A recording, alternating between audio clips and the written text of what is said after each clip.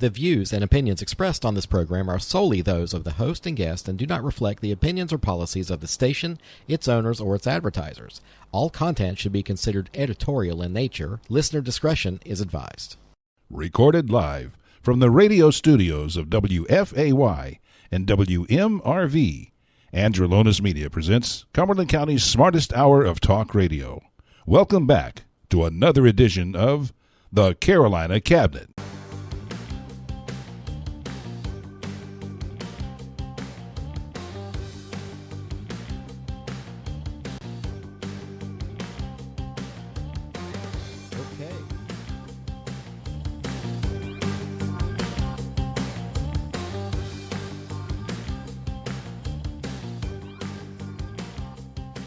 Okay, everyone, good morning and welcome to the Carolina Cabinet. I'm your host, Peter Pappas.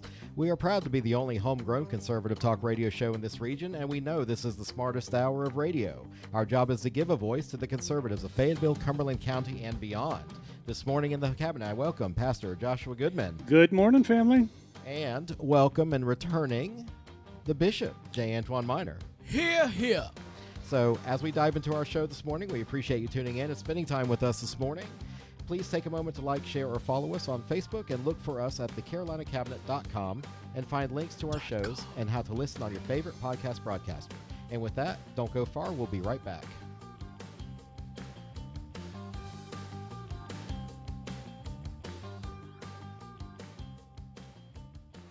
Since 2012, Joshua Goodman has been the senior pastor at the Cliffdale Christian Center, a dynamic church and ministry located in West Fayetteville. Join our friend Pastor Goodman for a podcast or a live sermon in person at 6427 Cliffdale Road. Now, for today's good news, here is Joshua Goodman. Well, good morning from the All-American City. This is Pastor Josh, and have I got some good news for you. In a time when so many want to unpack, discuss, and talk about all the negative junk, I'm here to bring you some good news.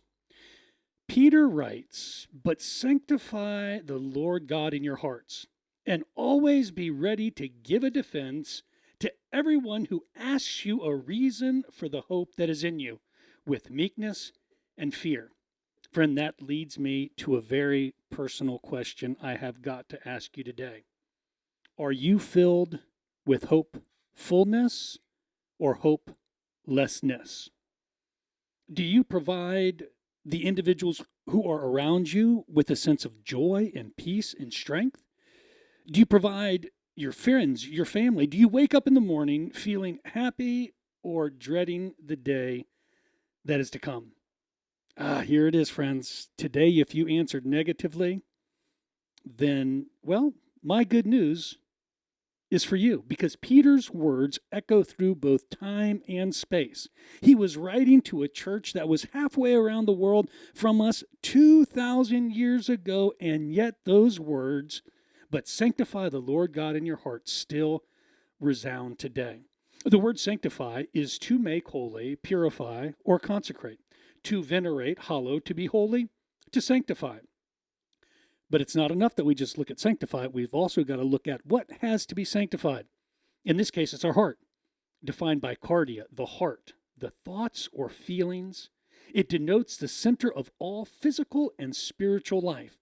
The soul, the mind, as the very foundation and seat of our thoughts, passions, desires, appetites, affections, purposes, and endeavors. Mic drop.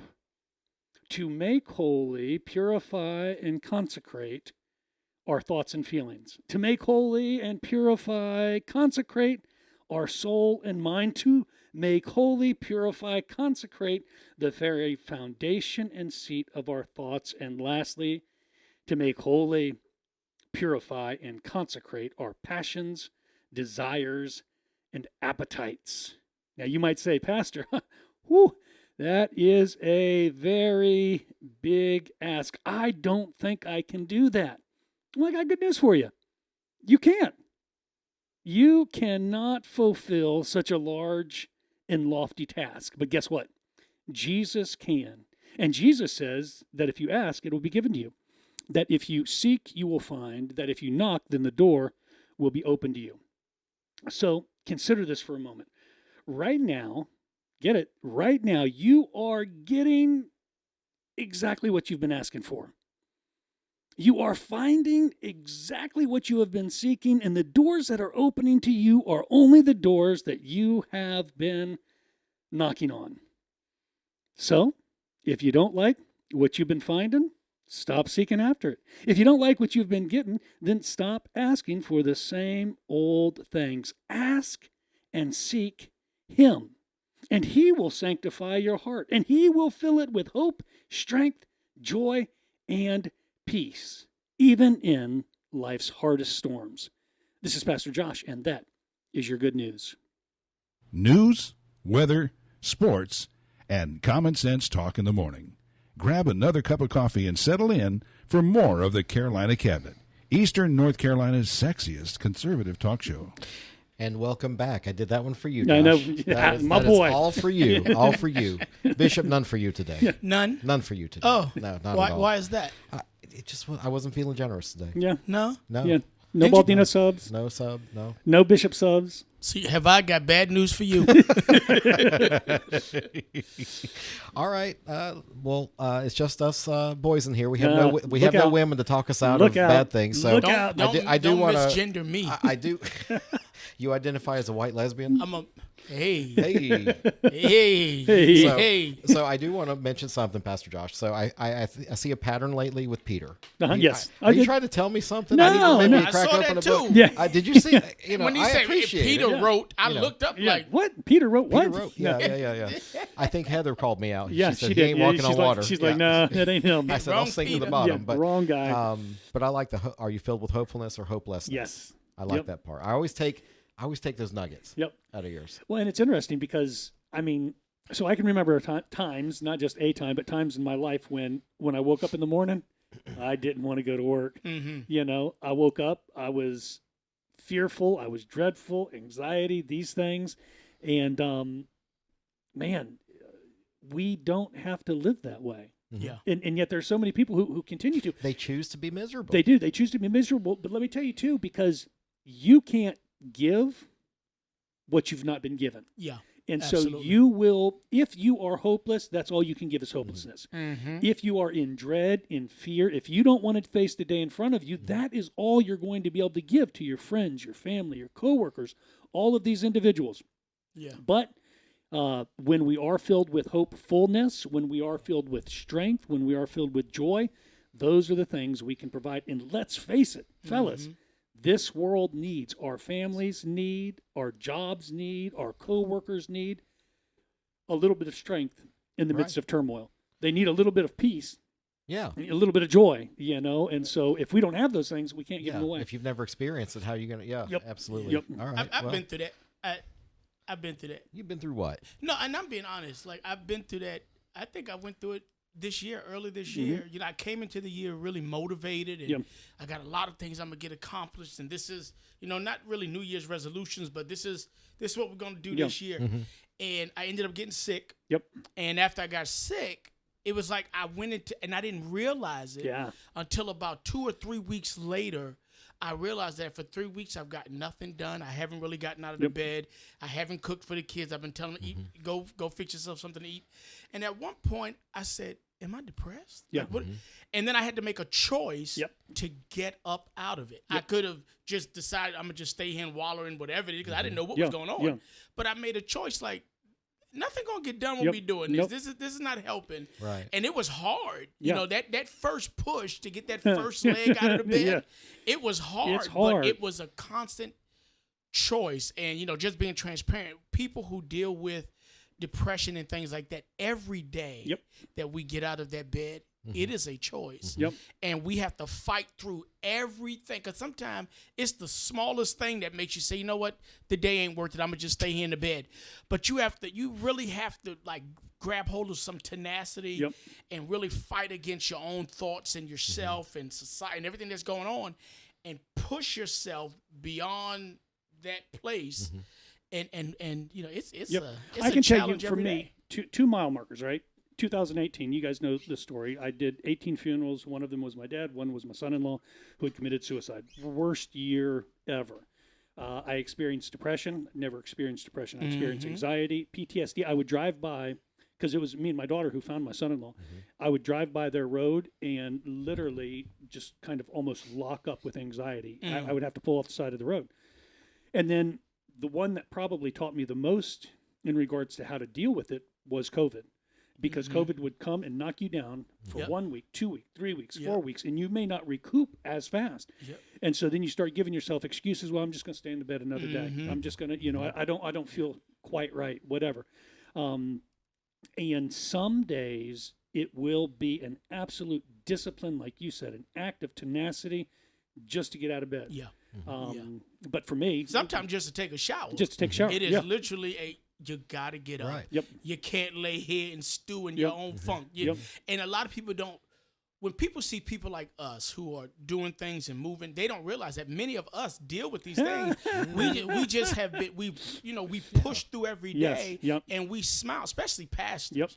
I've used to tell people all the time, you'd be surprised how many times I've prayed for other people and then went in my office and said, okay, now God, what about me? Who's going to pray for you? Like who prays for the prayer warrior? Who pastors? Who do I lean on? Who do I lean on? Because a lot of pastors don't have friends because believe it or not. I do, fellas. I got friends. Exactly, I do. But you have a lot of pastors that don't have friends because pastoring becomes so competitive because you're afraid as a pastor to tell another pastor what you're going through because there's always that thought that they're going to come in and try to steal the flock. And so you press through every single. I mean, sometimes it's just the smallest task.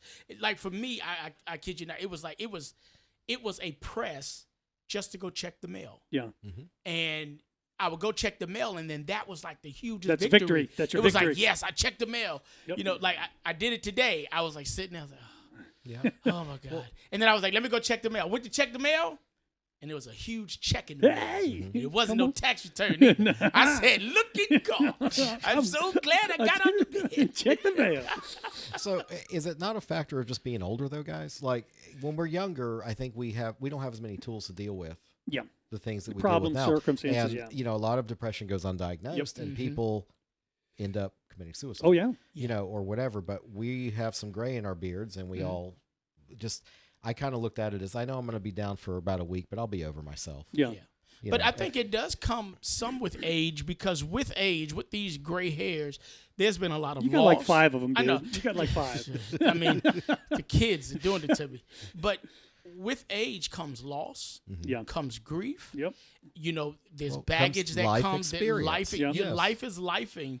And so the older you get, the more of that stuff you're dealing with and the more of it is compounding. And a lot of times you don't realize it until something happens that triggers. And before you know it, you look up and it's 2-3 weeks later and you're like, what the heck am I doing later? What is going on?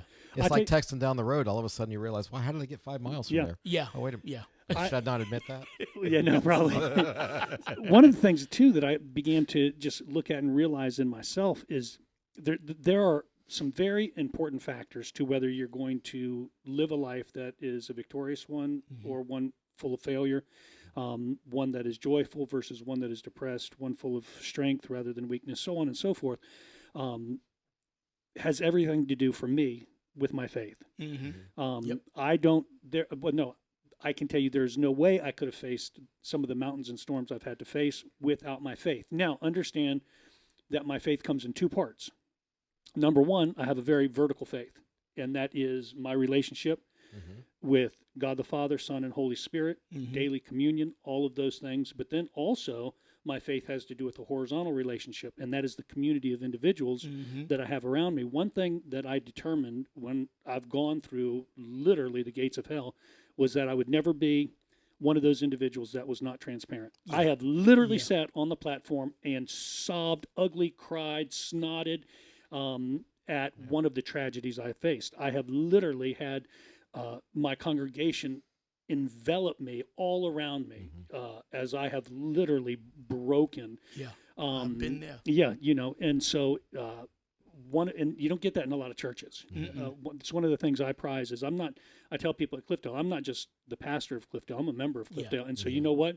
That means I'm going to be there. You can lean on me when you're not strong, but I need to lean on you I'm too. going to need to lean on you too.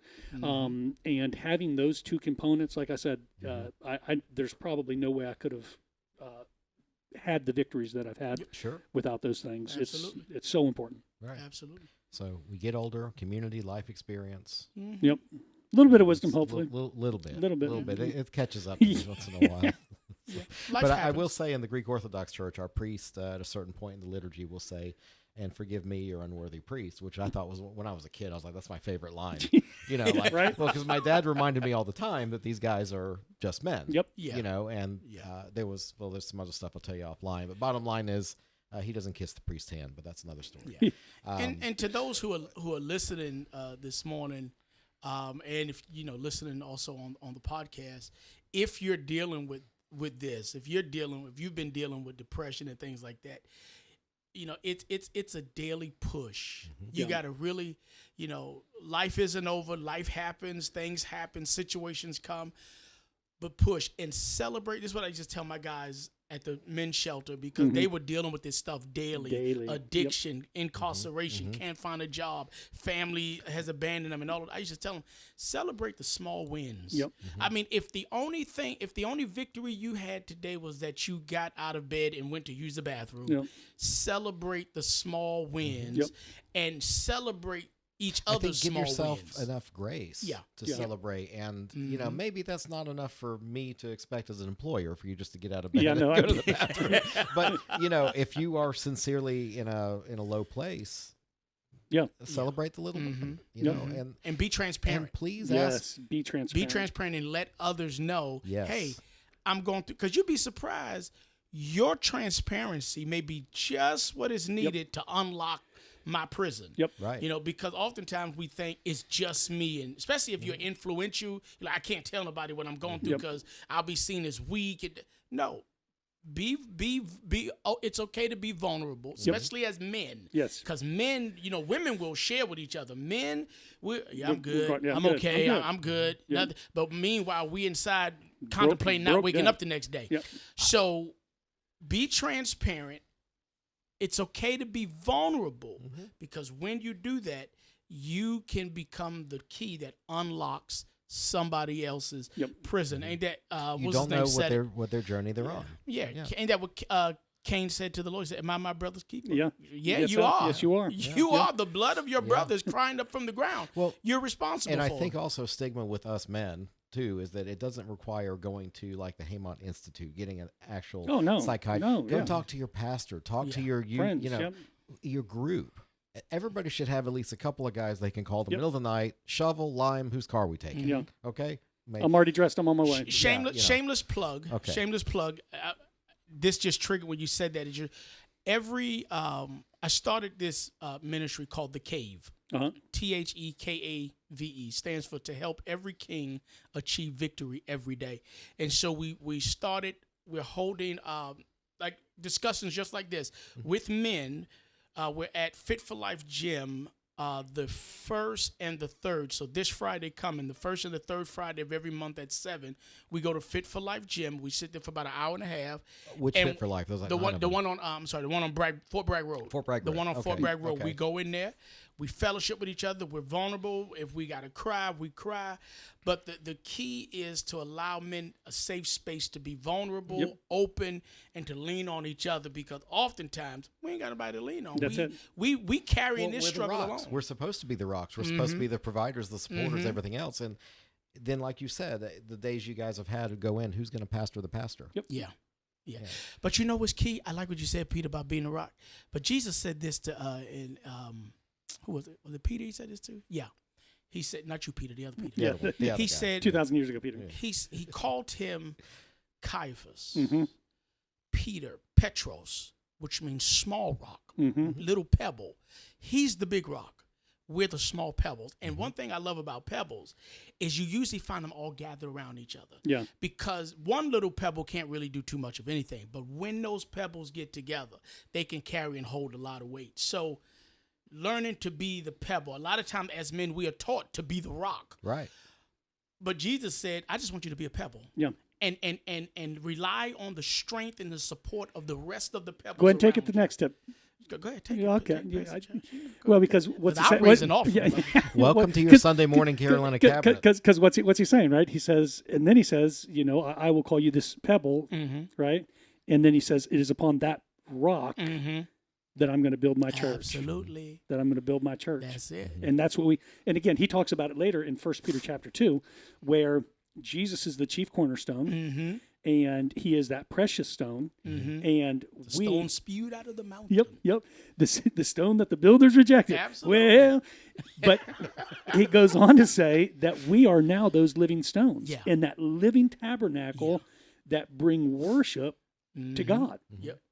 That's So am I You're to preaching misunderstand this, that he built upon the church, and the church is really us? yes. I mean, that's it. That's us. He's building Yes. upon. We are, the church Okay, is so not a building. That's where I get that. Yeah. No, the Yeah, church, the church is, is not a building. people. Right. Yep. Yes. It's a people, and I think it's a fundamental fact that the church needs to understand. Yeah. That the church, wherever I go, I the am the church is church. with me. Well, it's I like am you the say church. the Cherokee Nation. It's like the Christian nation. Yes. Which is the church. Yep. Yeah. Kingdom, baby, kingdom. That's why he said, you are my ambassadors. Yep. Everywhere you go, you take the full weight and authority of the kingdom with Yep. you. So, yeah, it's good stuff. Okay. It's Well, good you know, Sunday I like morning. St. Peter. If it wasn't for St. Peter, then the Catholic Church would have never broken off from the Orthodox. Yeah. Because, Yeah. the guy over in Rome said, no, I don't represent him anymore. Yeah. I represent Jesus. Yeah. And we're like, no. Yeah. This good No, Sunday morning. Yeah, Put my so cash this app is up a good. there. This is, yes. We're Share gonna my have to cash app. scroll some stuff around. So, all right, gentlemen, boys. I would say boys and girls, but we're all Fellas. full I mean, testosterone well, we Catholics we this morning. identify as men. Yeah, we identify as whatever you need, right? Yes. Well, My voice is high enough. Well, I mean, I could be a soprano. especially when you get excited, you'd be Exactly. talking Oh, like, yeah. I'm Oh, just, yeah. well. when he's not shouting down the evil in public, he's So all right, last couple of weeks, I'll let you guys go first. I got to think for a second. Yeah, what the heck I've been well, up I to, mean, so. my life is You always always busy. have stuff I going mean, on. my So I life- like going to you. Yeah, Josh be out there swimming with sharks that yeah, didn't feed. Yep, yeah. He's just out there just We buffeting. got that. So I am. My dad wrote a ministry curriculum. Well, it began when we moved to Haiti 40 years ago, and since then it has been evolving. We call it ministry training school, and he wrote 3 parts of it, and in the third part he allowed some other authors to come in, and I have taught his ministry training school to classes number 1, number Okay. 2, and these are all going on simultaneously on Okay. Tuesday nights. Are you doing these on virtual, or you like have people? Well, I do offer So- it virtually, but we come and meet in 2 classrooms at the church. Okay. And got to 3, and these other authors, and it wasn't up to status quo, so I've had to go through and rewrite a bunch of that material, and I'm having to write all of MTS number 4, which will probably be in the realm of 200 pages worth of written material. And so, yeah, my days have been stacked and packed, but I'm loving it. Okay. It is. I mean, I love that I was able to identify the difference between the stuff my dad had written and the stuff other individuals had written, and I was like, yeah, we're gonna have to work on that one a little bit. Yeah. And we did, and it's really. It's going to be solid. Okay. Yeah. Well, I don't have nothing as exciting as Josh. Oh, come on, man. You in the highways and the byways, brother. But we've been doing some things over at Impact One Foundation, really trying to refocus the vision of the organization. At one point, we were offering like 42 different programs. So we're like, look, there's just too much. That's too much, Bishop. We're too thin. We're spread too thin. So we've kind of narrowed it down, and we're really focusing now on making an impact in the lives of, as we say, one person, one family, one community at a time. So how do we become impactful? Teach a man, give a man a fish, you'll feed him for the day. Teach him to fish, he'll feed himself for a lifetime. So we're refocusing on the aspect of teaching people how to fish, so that they don't become reliant on us or other programs similar or the government, but so that they can self-sustain. So we've been doing that, and then focusing on the cave and really empowering men. We have men that have been coming from the men's shelter that are not there anymore, but what they said, what they learned, what I taught them at the facility was so impactful that, it's helping them even as they stay in recovery outside of the facility. So, they're part of our men's mentoring program. Go ahead and restate. So it's at Fit for Life, Fort Bragg Road. It's the first and third. First and third, Friday, 7 p.m., Fit for Life, Fort Bragg Road. So in the evening. Okay. Yeah, and we're right there inside of the, when you come through the door, there's a little children's, big old spot. children's room. Yeah, we're in there, and, we no one can hear what we're saying. Yeah. We don't broadcast anything. It's really just men who need to lean on other men and really just be vulnerable and be safe to be vulnerable. Sure. I want to jump back to what you said in regards to the teaching a man to fish, not just giving him because one of the things we don't realize in the body of Christ is that there's a thing called toxic generosity. And what takes place is you give somebody something and they're thankful for it. You give it to them again and they expect it, and it goes through these 5 steps to where then finally you can't give it to them, and then they hold a grudge and they're mad at you because they have experienced toxic generosity. And one of the things I always explain to people, whether it's in our new members class or MTS, I'm like, look, it's imperative for you to be active in a ministry, because not just because we need the volunteers, but you need to be providing the investment. You need skin in the game. You need skin in the game, and that's what you're doing. And that, especially in charitable organizations, I mean, I'll admit we are guilty of giving away. Last month we gave away like 40,000 pounds of food. We don't hold those people responsible. They're not accountable. We're just giving away food. Now, I'm not throwing shade on that. It's a good thing, but it's a better thing when you can get some folks to put skin in the game and invest alongside. Yeah, absolutely. Well, we're going to get back to what I've been up to right when we come back.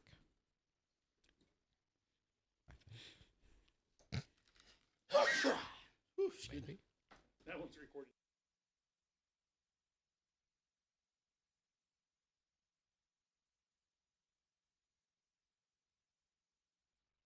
Have another cup of coffee and get fired up with the Carolina Cabinet, Eastern North Carolina's smartest conservative morning talk show.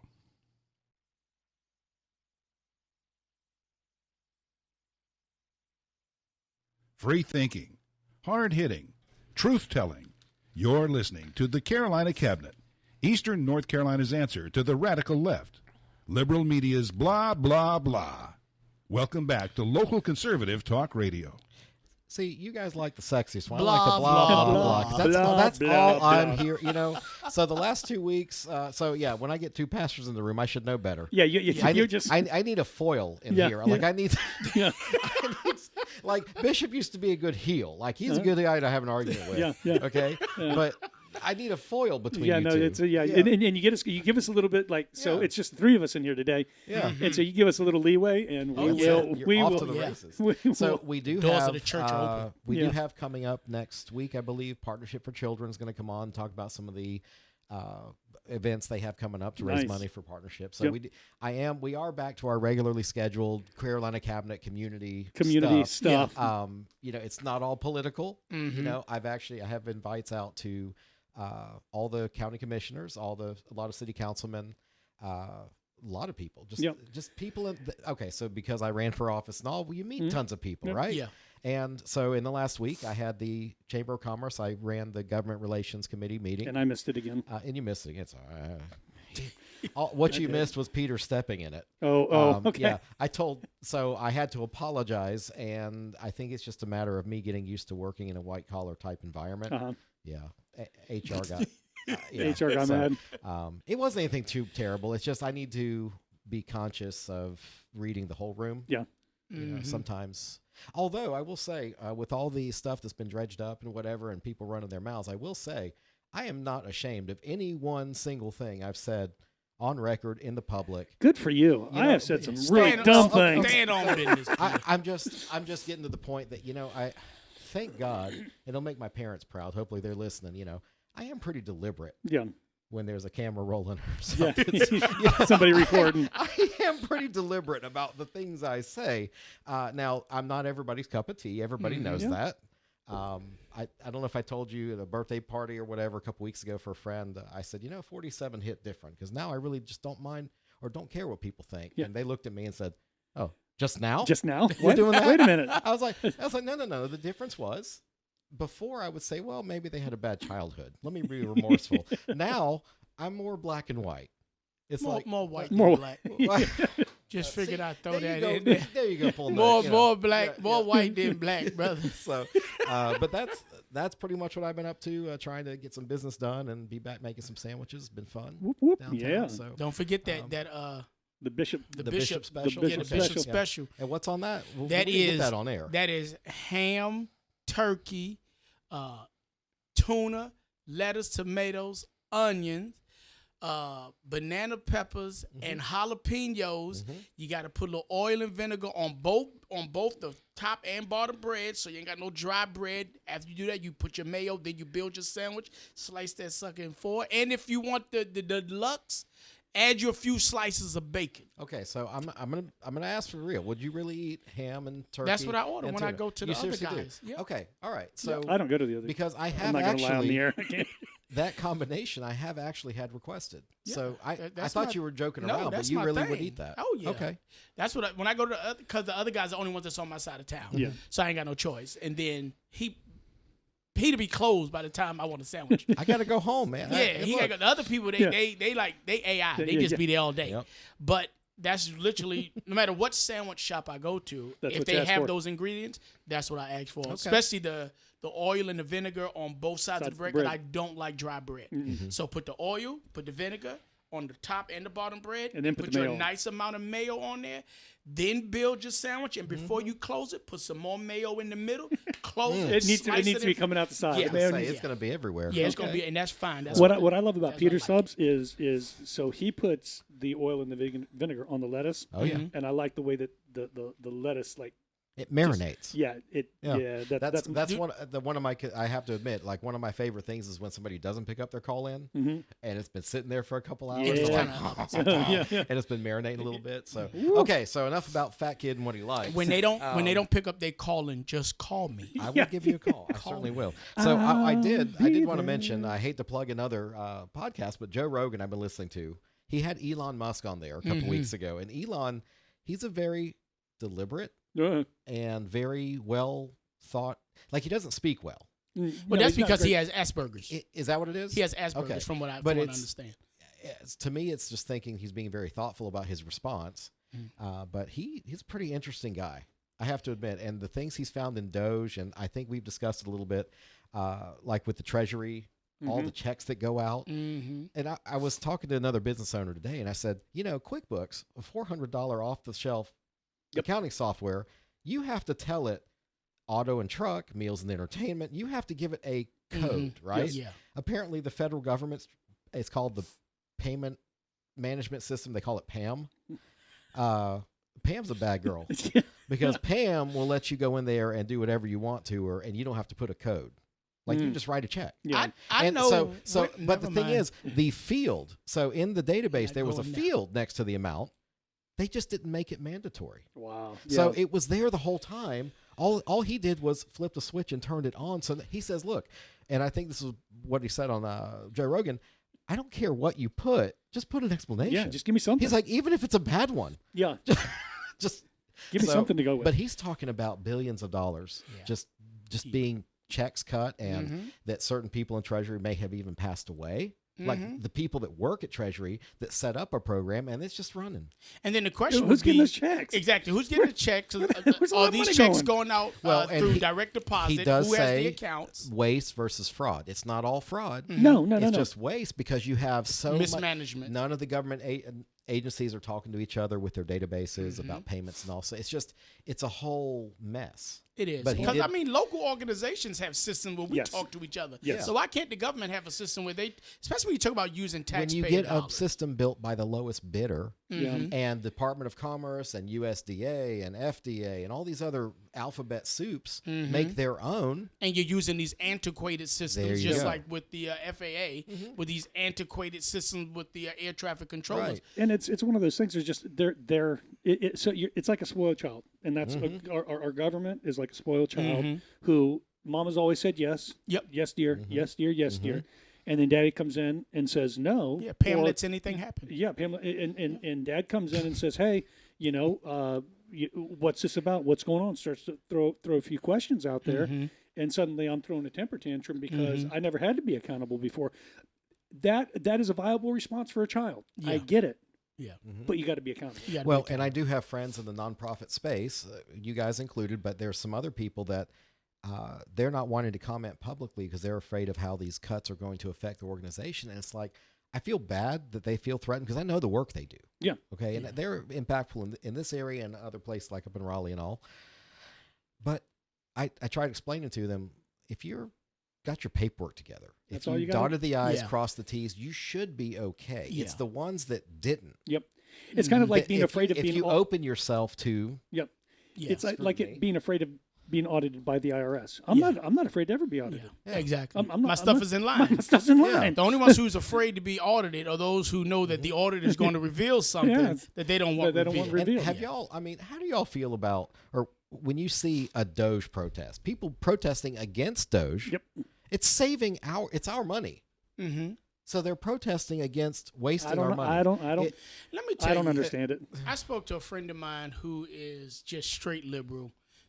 She's here local, and I was saying to her about Doge and about them finding all this wage fraud and abuse, and her response was just mind blowing. She said, "We don't care." She was upset about the fact that people were being laid off.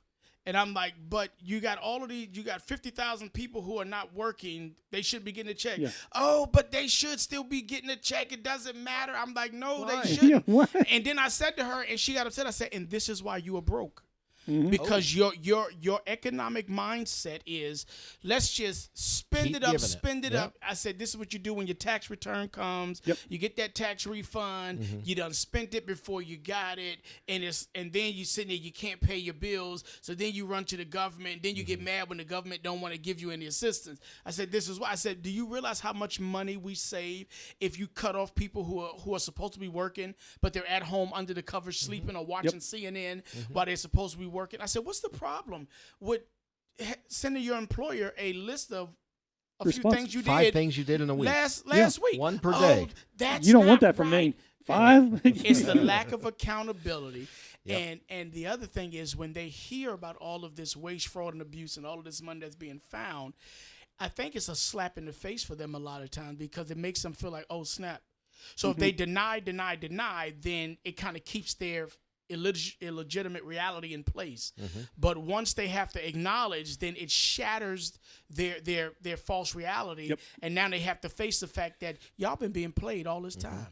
Y'all been being played all this And time. I feel bad for people that are out of work. However, what No, job I are you doing? don't. I do. And I'm gonna tell you why I don't, Peter. Listen, it's disruptive to their lives. They Yeah. have children to feed.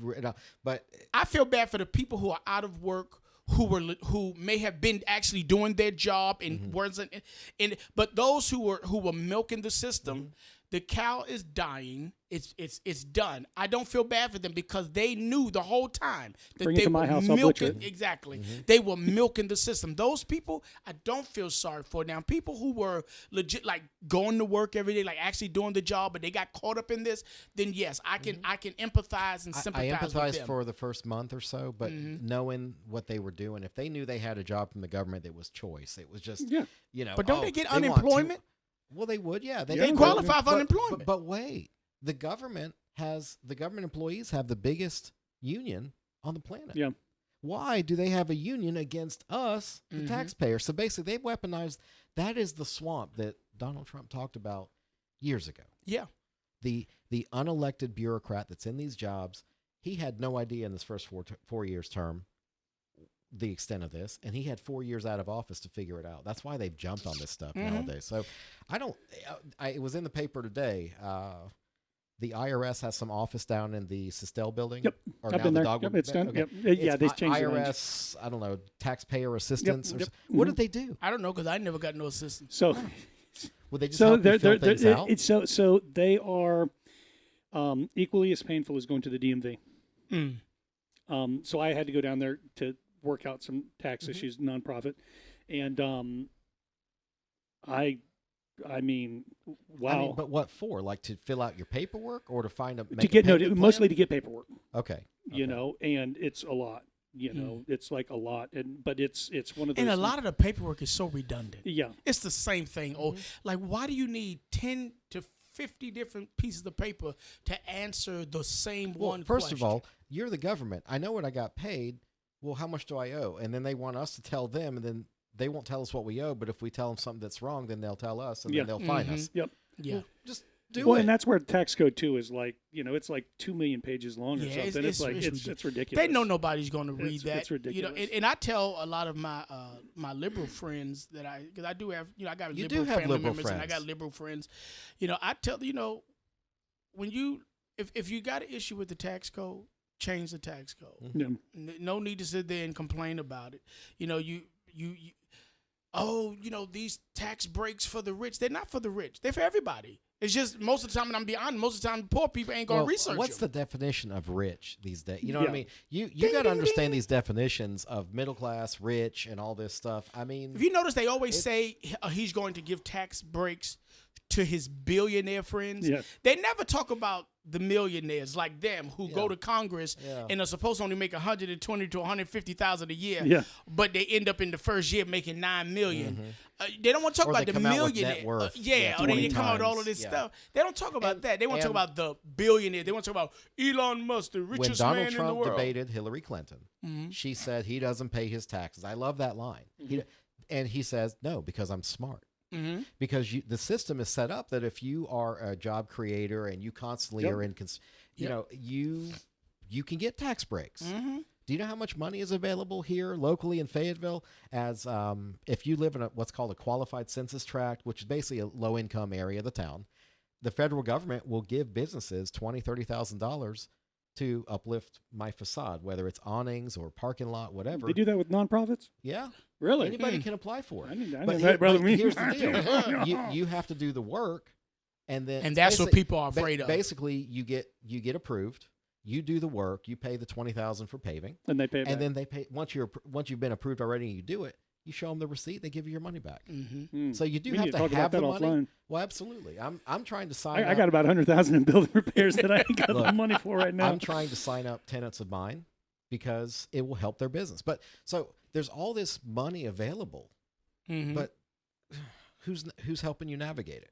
That's the thing. And most people who are complaining won't do the research to find out that there's money out there. They look at the loopholes and all the rest of it as a bad thing. Tax breaks for the wealthy. Well, is it a tax break? I mean, it's a tax break.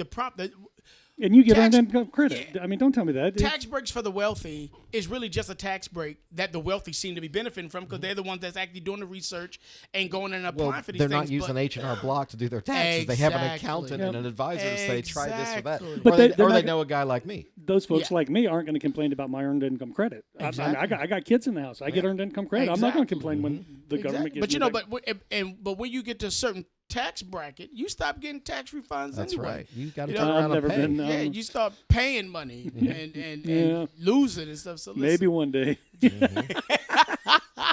Well, keep it rolling. Keep it rolling. I got that nice check today, but I will make a disclaimer. It was not from Doge. It was not from the government or any government. It was just beautiful. Well, congratulations. I'm happy for you. Got money in the bank. Yes. That's good. Now I put it in and it goes out quicker than I can put it in. Then I can buy myself a 50-cent juice. Oh, Lord. And a Bishop sub at Baldino's. And a Bishop sub from Baldino's. Tell them I'm coming. So about taxes, I have a friend in Moore County. He is a tax assessor. And a lot of going on with the property valuations here in Fayetteville. But he's like one of my best friends. We talk a lot. But he and a lot of the guys over there are like the Ron Swansons of government. Like they're anti-government guys. Yeah. It's hilarious. And he gets yelled at by citizens, and he's like, look, man, talk to your legislator. I will go get another job tomorrow, make it all consumption tax, meaning sales tax based. Whatever you eat or consume, you pay. No more property taxes. He says, I'll go get a job tomorrow. Yeah.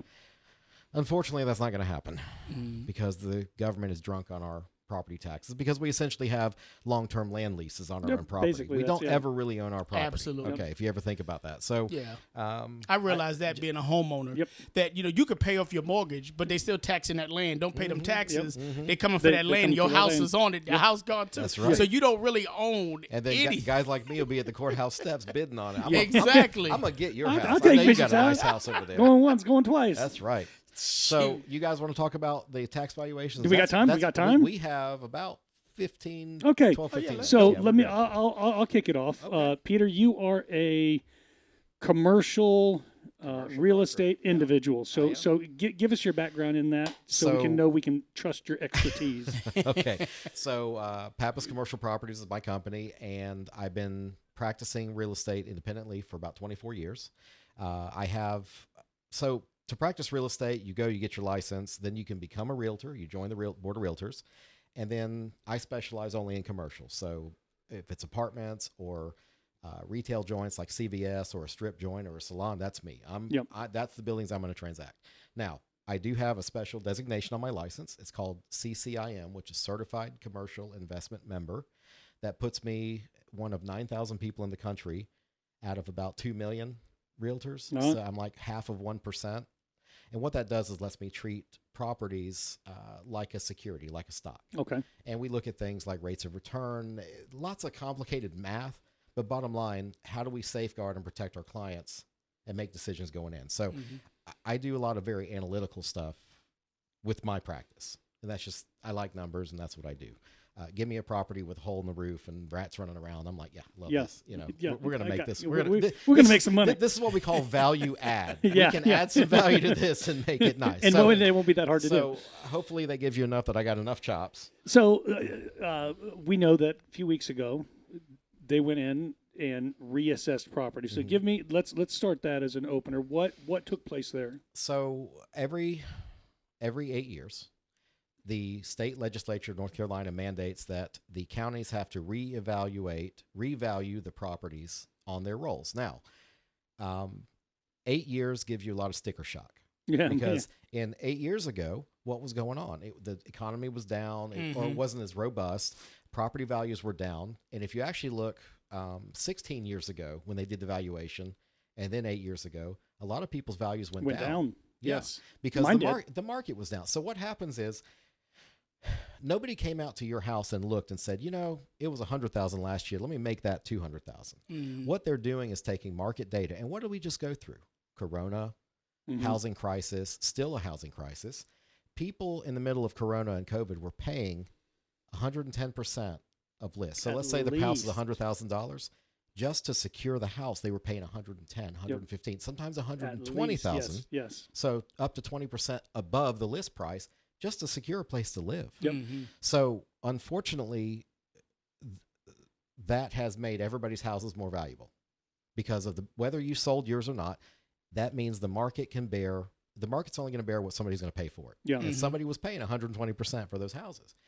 So because it's an 8-year cycle, that's just what it is. By the numbers, everything residential in Fayetteville went up, or Cumberland County, 86% was the average increase. Really? The average increase. Now, commercial properties only went up 27%. Overall, everything in Cumberland County went up 67%. So when you put everything back in the bucket, 67%. So by over half. Yeah. Now, everybody's losing their minds because, first of all, the government just told you you're more wealthy. Yeah. I want everybody to think about that for a minute. Home ownership is like the number one vehicle to generational wealth building in this country. Yeah. Always has been, and it will continue to do so. And it usually, if you buy a car, you drive it off the lot, it depreciates. Yeah. It's worth less, right? Yeah. But if you buy a house and you make little repairs, you keep it up, your house is going to be more valuable. And we have 100 years of home ownership data that says to prove it. It's going to go that way. Yeah. Even if it dips, it's still going to get back and go. So Cumberland County has basically gone around town and said, you know what? You get more value and you get more value. But a market analysis, if you went to sell your house, would have told you that anyway. Yeah. Okay. But now, paying taxes. That part. That part. Here- that here- part. here- That- Talk to me, that's, Peter. that's where I It's start your getting sermon, offended. brother. Okay, so I try Come to on, use. Pastor I'm Peter. going to use some simple math here. Okay, so let's take $100,000 house Okay. and say that the tax rate is $1 per thousand. You will pay on a $100,000 house at a $1 rate, $1,000. $1,000. Okay. Now the house is now $200,000 at the same rate, $2,000. Yep. Mm-hmm. But what has to happen is our Cumberland County commissioners have to sharpen the pencil. The county manager has to say, okay, we get a budget of, I'm just going to say $100 million.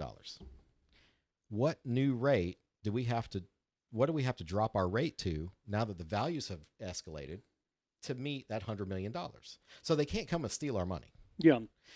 They have to, by law, publish. Right now, our real rate in Cumberland County is 0.799 per hundred. Yep, So okay. 79.9 cents per hundred. It is one of the highest in the state, Mm. which is another sticking point I think we should have with our county government. County, yeah, I agree. You know, because the level of service. I mean, you're talking higher than Wake County. Moore That's County is crazy. like 40 cents. Yeah. And we're home But- to the but in poorest Moore- zip code in the That's Yes. state. right. And Moore County is a very affluent area, and they're able to get by with less money. Yeah. Mm. So what's going to happen Come on, is, Doge. I think what you're going to see is most likely the 79 cents is probably going to be around 49, 39 cents. You think they'll whatever. actually cut it? They have to. Oh, well, here's the deal.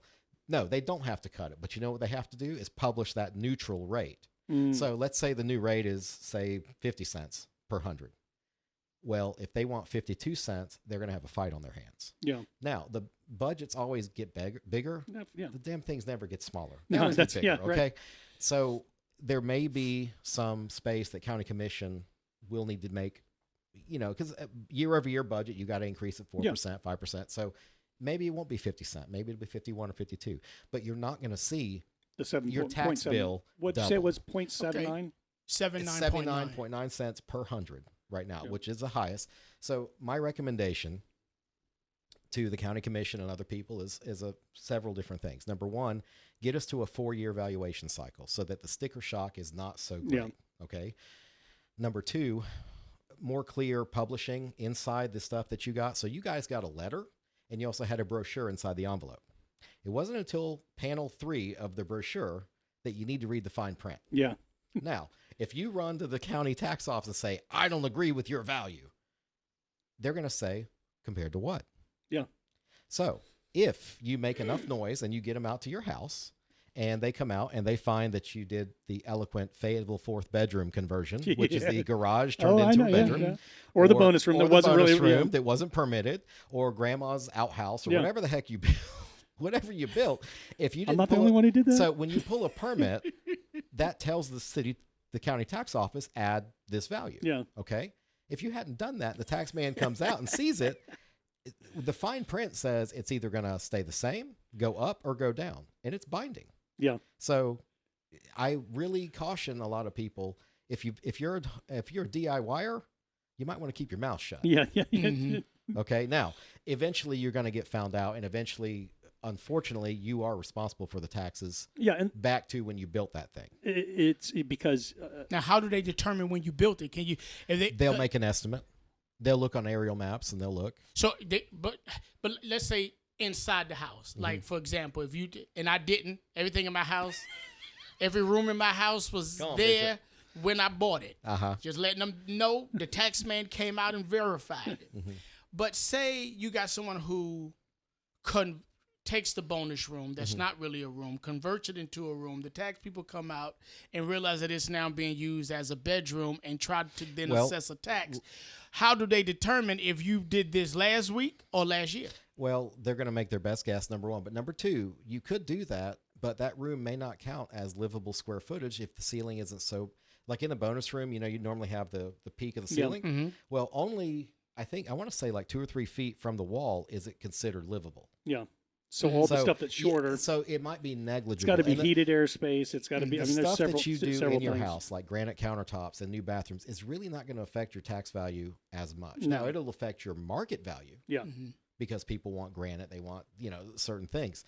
So it's not a dollar for dollar thing. So feel free, do your Lowe's trips, do what you got to do. But when it comes to adding stuff on, that's going to add. I mean, another bedroom is like $25,000 in value.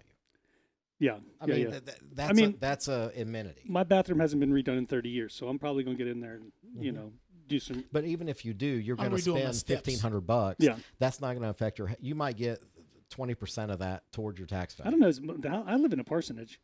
Yeah. Yeah. You should be exempt from a lot. So We need to talk about that, too. so for people that have commercial real estate, I can help them and do what's called a broker opinion of value. It's along the same lines as an appraisal, but I'm not an appraiser. But I can give you something to defend yourself with the tax office. Yeah. But I really urge anybody listening, please do not go into the tax office unarmed. I'm sorry. No, let me back up. Wait. No. Unarmed with Data. documentation. Yes, please go hand in hand with data. Not what. Be nice to our tax people. They're nice. I will have to say, I've met the tax people. Somebody's going to get that on a sound blurb. I'm just, you're going to want to go in there. You know what? He was talking about paperwork. Once again, guys, we love you and thank you for listening. So what happens to the? Because I know you deal with commercial. Yeah. But to the residential property owner, like myself, like Josh, what the county is in the middle of doing or what they need to do, how does that affect mortgage payments and stuff like that? So if you're escrowing your mortgage, which most people do, then your escrow company will send you a letter saying in September, when the bills are come out, you're going to get a new tax rate inside your escrow. So it will go up. And your mortgage will go up. But again, I'm trying to ask for caution from the public because you can make a knee-jerk reaction and go out and possibly cost yourself more money than taking the very large averages that these people data crunch downtown. Yeah. They're not looking directly at anybody's house. Specifically, if you go on to the county website to your tax information for your house, you can find a tab that says comparables, and it'll show you what houses it rated yours against. Now, I have been working with somebody on the residential side that he brought me. The letter didn't match what's online, which didn't match a third thing. So I'm not saying there's not mistakes being made, but I will tell you that I have met at the Government Relations Committee and also at the Board of Realtors Government Affairs, the tax people from Cumberland County, the people that are in charge and doing the numbers, and they're very sharp folks. Yeah. But they're very analytical folks. Yeah. So we have to make an analytical argument and not a qualitative. Well, mine's house is, okay, but that doesn't mean dollar. Okay, so what you're talking about, all right, let me make sure I'm understanding. So we have interest rate and tax rate. Those are two different things, right? Right. So, because what I was sitting here thinking, like, okay, when I purchase my home, I purchase it with a fixed rate. That's a fixed interest rate, meaning that interest rate doesn't go up or down. Right. It is locked in. But that does not have anything to do with the tax rate. Not at all. So when the tax rate fluctuates, then I see that either increase or decrease on my mortgage. So here's another fly in that ointment. If you're escrowing your insurance and taxes, your insurance is going to go up too, because now the insurance companies are getting wind of it. But again, this happens in June. The revenue neutral rate is decided on. A budget has to be adopted by, I think, June, July, or August. Then the tax bills go out in September with the new stuff, whatever it ends up being. So once that hits and people's insurance renewals after September will start reflecting the increased values. So if you're in that, because you said if you're escrowed, which if I you're believe like I am. 99% most everybody just pays their mortgage, which then in turn pays their tax and insurance. Yeah. So there's no way out of that. Once you're in that, you're in it. Yeah. Okay. Unless you're like me, you just pay it on the side. But how do you do that? You just make a relationship with your banker and say, no, I don't want you to escrow. I'll take care of it. Okay, it's legal though. Yeah. Legal. You can do it. Yeah. To double check. But you got to pay it because that tax man will come take your property. This is me. Instead of me giving them my money every month, I wait to hold on to my money till the end of the year. So I can use my money like I want, pay it one time. But how do you do that if, for example, when I send my mortgage payment in, it has my taxes and everything else? Because you did a regular residential loan. Okay. That's just kind of par for the course. Nothing wrong with it. I'm cut from a little different cloth. I walk a little different way with that stuff because I got a bunch of crap going on. I mean, well, you end up paying less too because you can make interest on your own money. There you go. And that's interest that and it's interest there. Believe me, they're not writing the check to the end of the year. They're just accumulating it. So they're taking your tax and insurance money and they're loading it back to you. So here's the beauty my thing. of banking. Here's my thing. Like, why why don't people learn this stuff? I'm talking about myself. Now, when I bought my house, first homeowner in my family, I bought a pretty big house, nice area, but none of this stuff was ever told. I just kind of went, okay, I got to go through the Sign MLS, where? Okay. Find the house, found the nice house. Cool, beautiful. Let's get it. Sign the papers, get your earnest money, get your due diligence and all of that stuff. And then I do want to go into a little bit of overtime tonight on this, or this morning, because this is some really interesting stuff. I would like to talk about it. But our 60 minutes is up for the radio. I want to say thank you to our on-air cabinet members, Pastor Joshua Goodman, Bishop Antoine Minor. Good to see you, my donkey. To our audience, I hope you'll do us a favor this week and take time to visit one of our commercial sponsors and let them know you heard their message right here on the Carolina Cabinet. If you do somehow miss an episode of our top-rated show, you can find us on your favorite broadcaster, Apple, Spotify, Google, or Audible. We're kind of everywhere. Look for us online at thecarolinacabinet.com. You can find all our videos and links. Thanks again for tuning in this morning. Until next time, we are the Carolina Cabinet.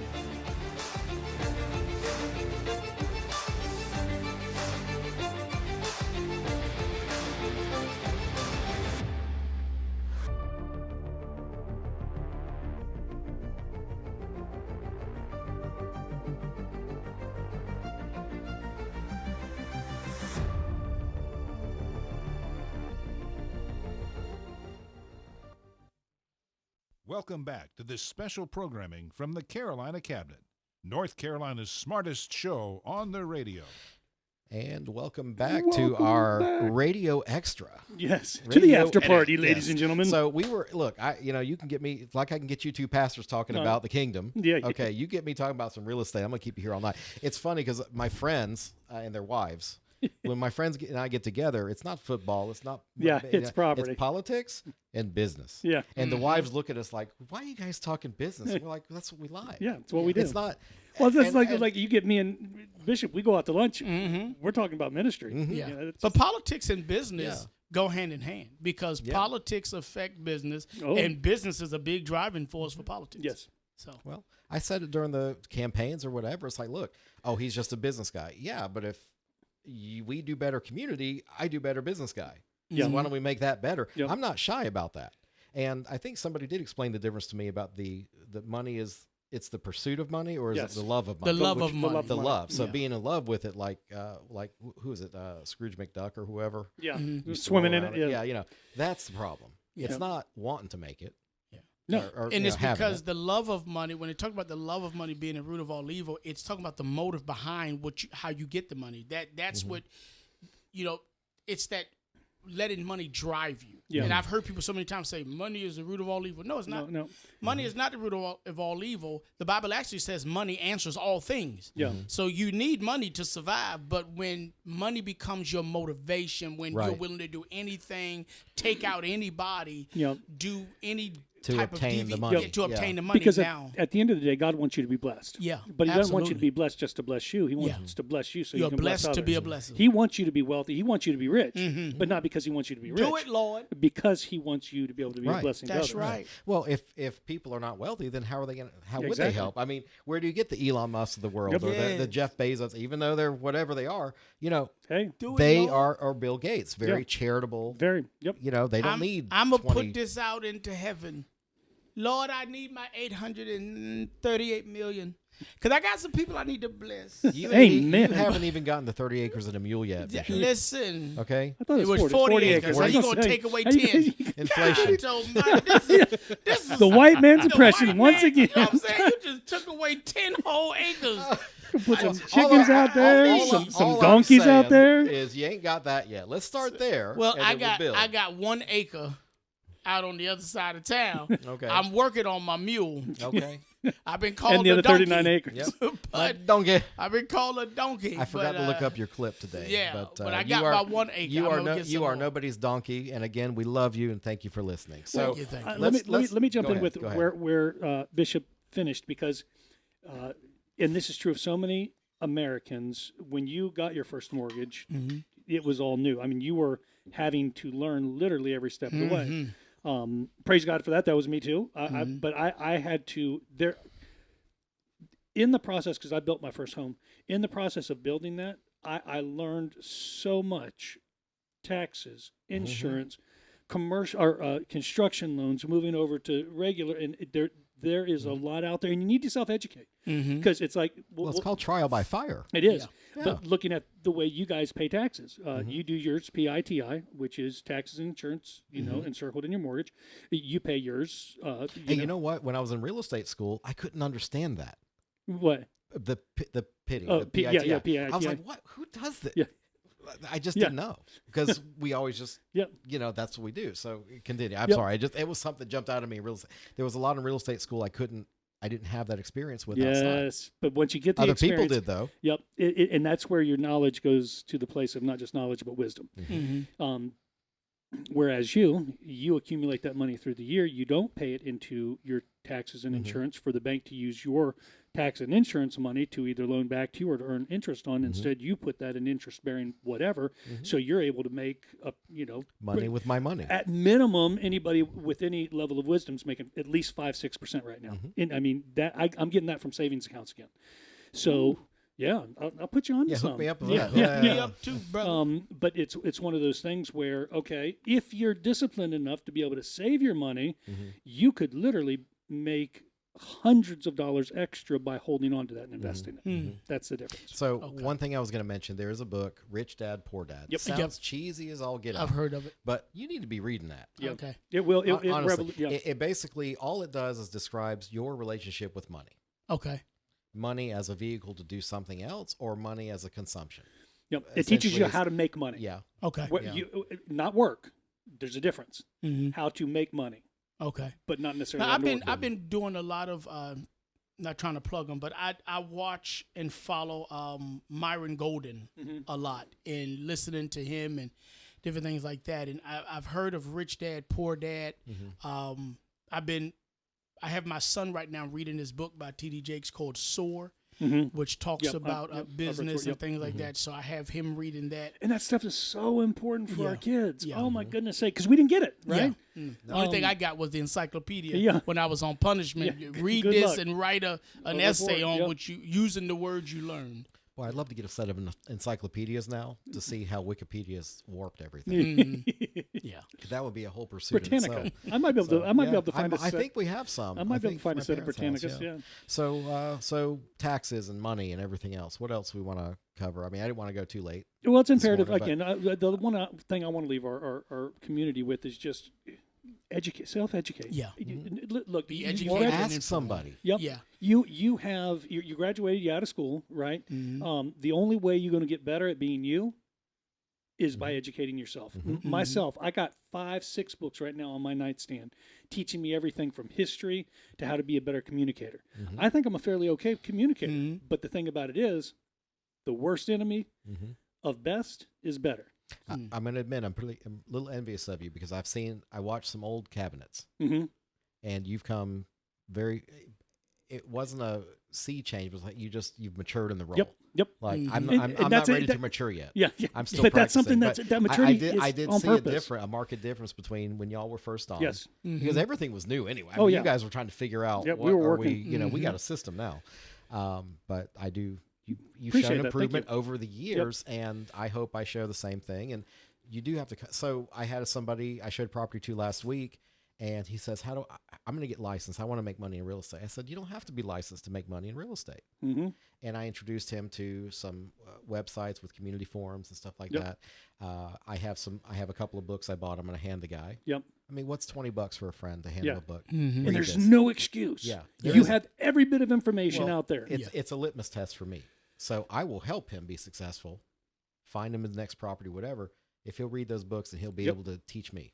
Yes. Yeah. If he reads it and he can teach me, that means he understands it, and he'll be able to. In this case, it's the what's called the BRRRR method, which is the buy, rehab, rent, refinance, and repeat. I always have to spec that out in my head, but basically, buy you a horrible, beat up place, renovate it, rent it, refinance it, pull your original money out, and go do another one. Yep.